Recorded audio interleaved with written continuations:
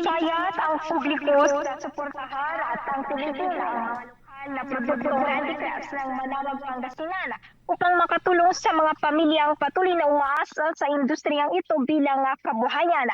Sa mga barangay ng Fawa, Pugaro at Lipit Sur, iba't ibang makukulay at malikhaing produktong handicrafts ang makikita tulad ng mga muebles, baskets at iba pang kagamitan na gawa ng mga lokal na artisan.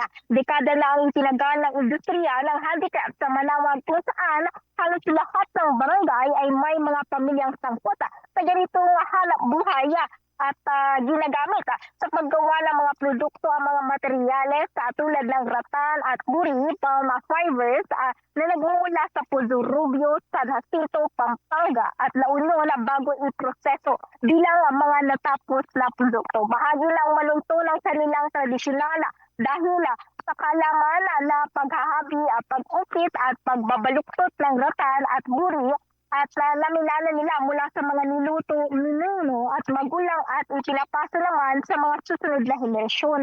Ginagamit ang mga gawang handicrafts ng Manawag sa mga kapistahan, street dancing, dekorasyon sa iba't ibang ahensya at ibang pang aktibidad.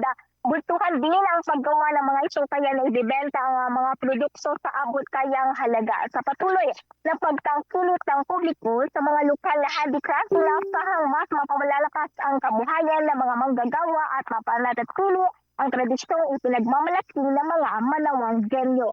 Kasama mo mula rito sa IFM News, nagkukuhan ito sa Edyo Denise Brillante Tatak. IFM!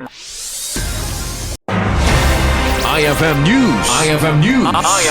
IFM News.